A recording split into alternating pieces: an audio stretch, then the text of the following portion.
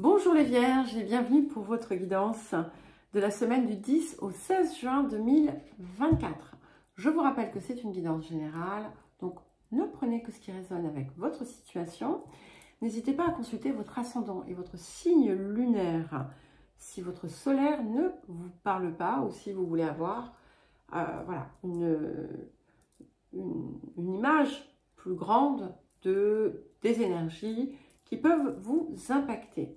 Je vous rappelle que ce ne sont pas des prédictions ou des prévisions, ce n'est pas une voyance, ce sont des énergies voilà, qui sont là pour être utilisées, qui peuvent vous inspirer, vous guider, mais c'est à vous en fait de poser les actions et de choisir si oui ou non vous allez saisir ce qui vient. Tout est entre vos mains.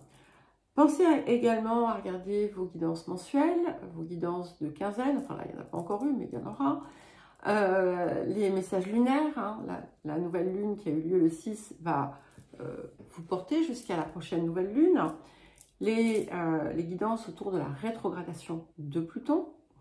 Vous avez les liens vers les différentes playlists dans la description qui se trouve sous la vidéo, de même que vous y trouverez mon mail si vous souhaitez un accompagnement ou une guidance personnalisée.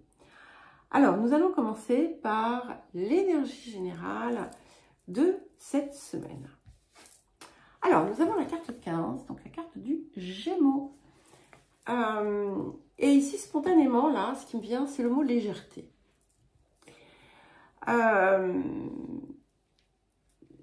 Votre maître en ce moment, Mercure, qui est également le maître des Gémeaux, transite en Gémeaux.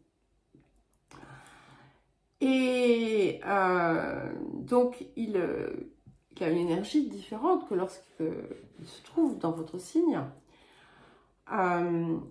Et ici, c'est ça. Je ne sais pas, c'est comme ça que je le ressens. Mettez de la légèreté dans votre vie. Prenez les choses de façon plus joueuse, plus fantaisiste. Alors attention, je ne dis pas faites n'importe quoi. Canalisez pas trop le Gémeaux non plus, parce que ça peut se disperser.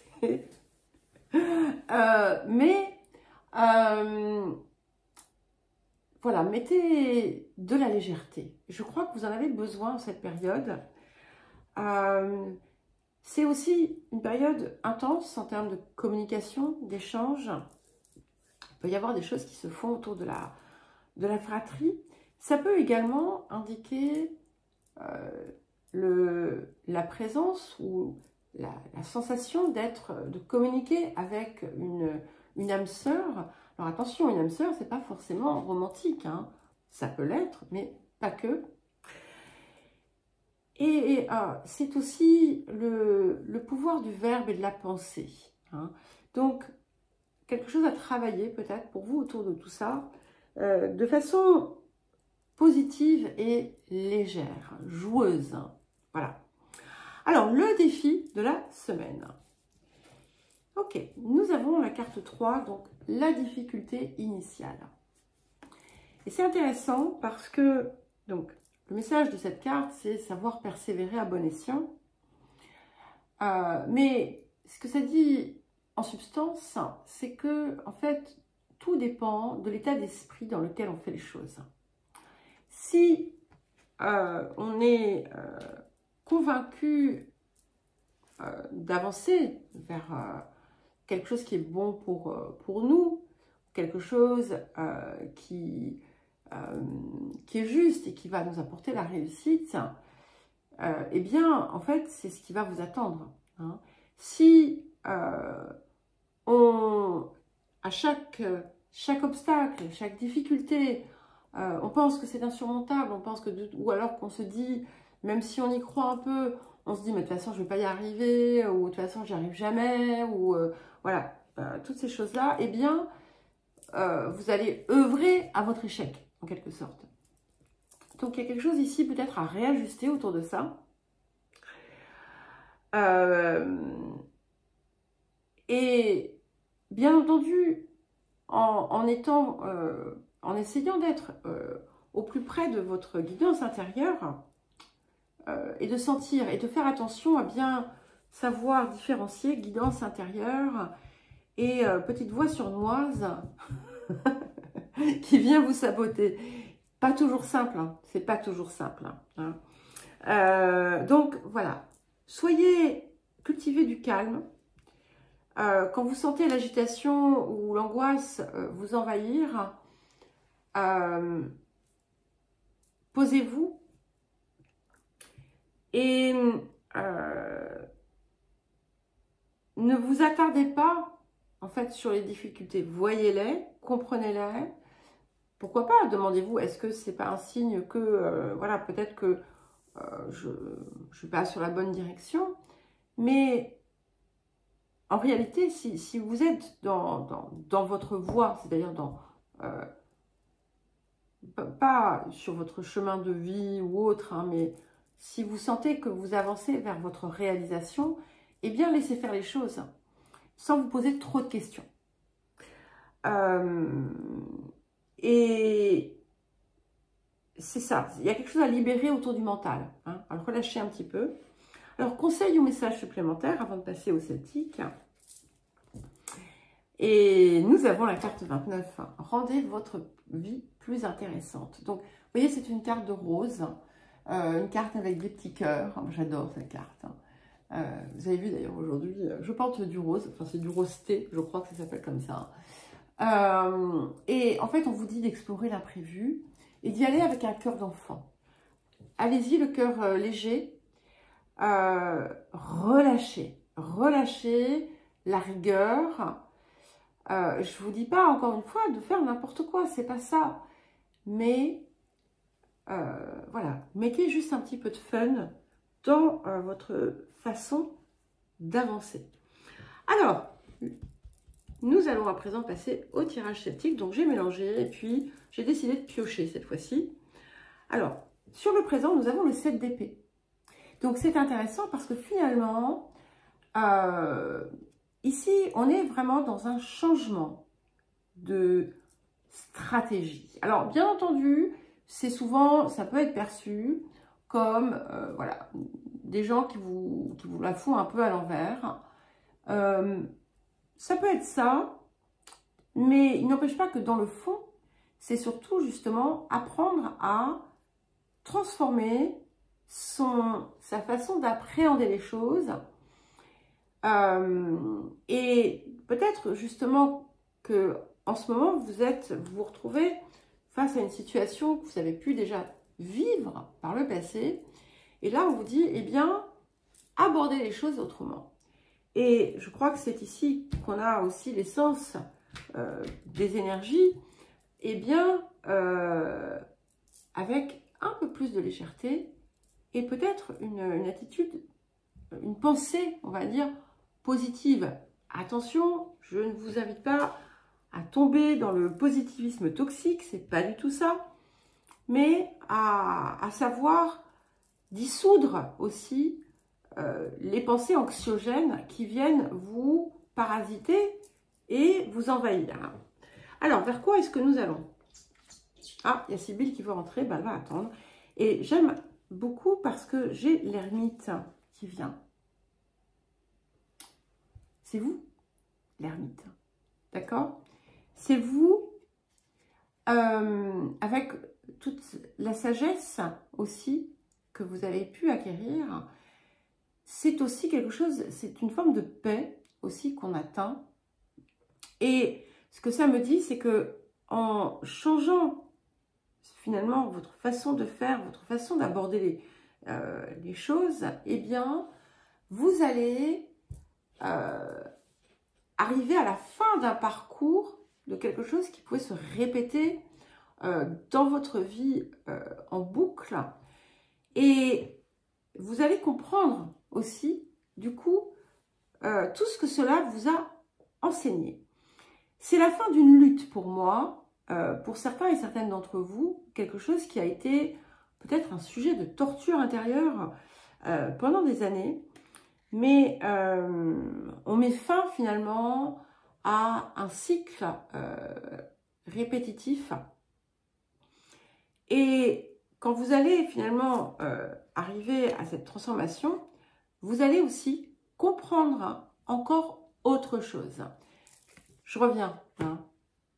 Bon, il y a la possibilité que je doive couper à nouveau, mais c'est pas grave. Allez, alors, nous allons passer aux énergies, aller aux énergies du passé. Je pense que je vous ai dit tout ce que vous aviez à savoir pour l'instant autour de cette ermite. Alors, nous avons la prêtresse. Et ce que j'aime bien ici, c'est qu'en fait, vous avez découvert, j'ai l'impression pour certains et certaines, quelque chose en vous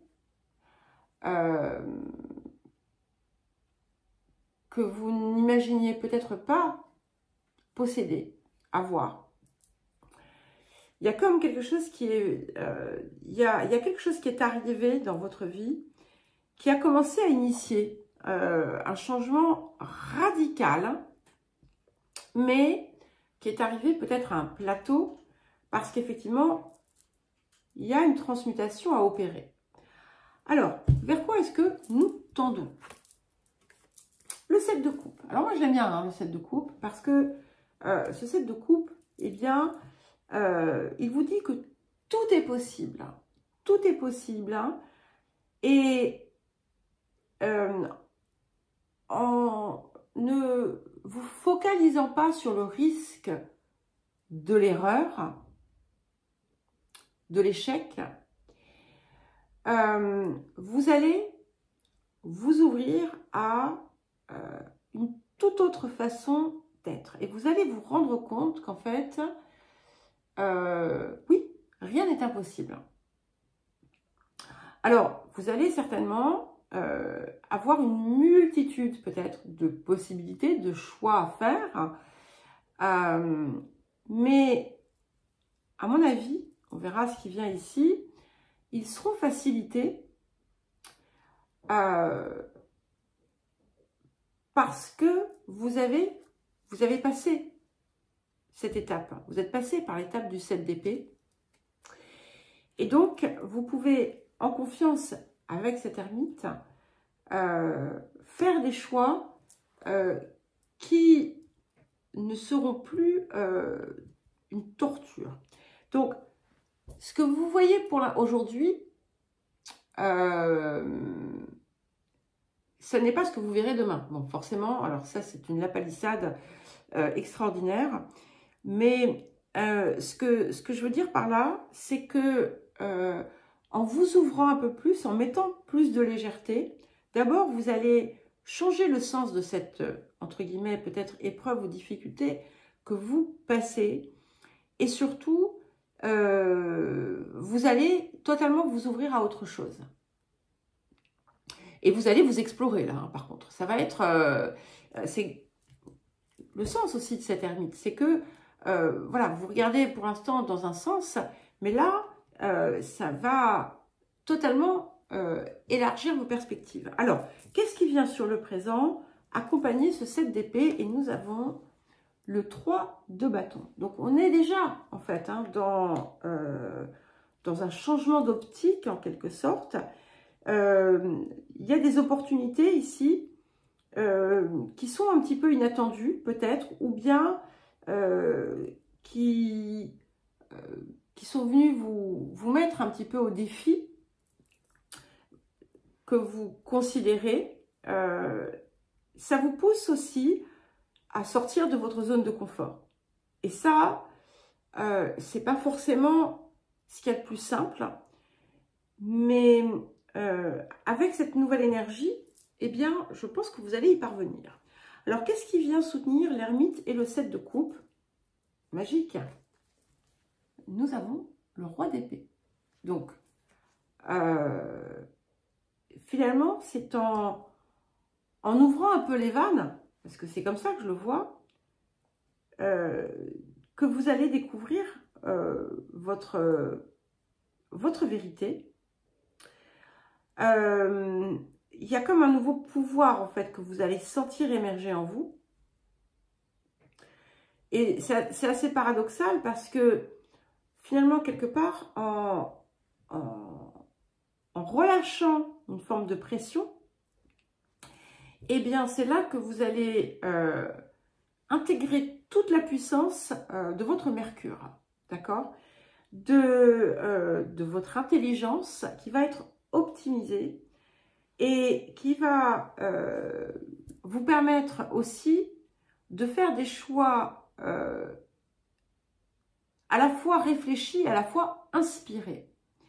Pas mentalisés, hein, et ce seront les bons choix, puisque un roi nous mène à la réussite, et surtout, avec ce roi d'épée, eh bien, vous cessez d'être dans la lutte, en quelque sorte. Et vous ne voyez pas le choix ou les opportunités comme une guerre avec vous-même. Alors, votre posture. Ok, nous avons la mort. Alors, ça peut être la mort au sens littéral. Vous avez pu vivre récemment la fin de quelque chose, la perte de quelque chose, de quelqu'un. Mais pour moi, c'est avant tout vraiment une période de transformation profonde. Vous changez d'état, clairement. Alors, je ne dis pas que vous allez perdre vos qualités de vierge, au contraire, puisque avec cette ermite, finalement, vous allez les avoir de façon optimale, ok? Mais il y a une transformation en profondeur. Alors, les facteurs environnants. Nous avons le chariot. Alors, les déplacements, l'étranger, tout ce qui est en lien avec ce qui est à l'extérieur de vous est important. Il se passe des choses autour de ça. Mais ce qui est très intéressant, c'est que sur la même ligne, on a ce 9, d'accord? Et à côté, on a le 2 et le 7. 9 également. Donc en fait, c'est comme si ce qui avait émergé dans le passé et qui insufflait ce nouveau mouvement pour vous, cette espèce d'inspiration, c'est quelque chose qui est presque destiné à mener à un triomphe, à une grande réussite, un dépassement aussi de soi. Puis on a beaucoup de 7 hein, quand même. Et c'est comme si vous deviez vraiment vous en convaincre en quelque sorte. L'extérieur va aussi contribuer à présent à vous aider. D'accord? Beaucoup de 7. Donc, il y a quelque chose d'important aussi hein, qui se passe aussi bien dans l'idée du voyage que, enfin, le voyage physique, que dans l'idée du voyage spirituel. Alors, les émotions intérieures. Ok, nous avons le 10 d'épée qui est à l'envers. Donc, effectivement, déjà, on a cette idée de deuil, de fin de quelque chose.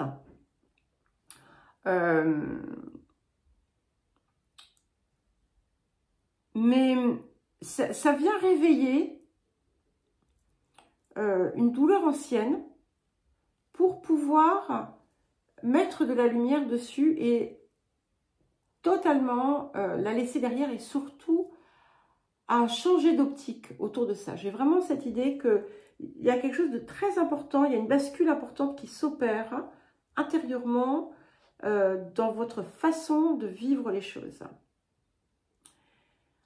Et j'ai cette idée que finalement vous êtes en train de... Il y a comme une mort pour mieux renaître. Alors, vers quoi est-ce que nous allons?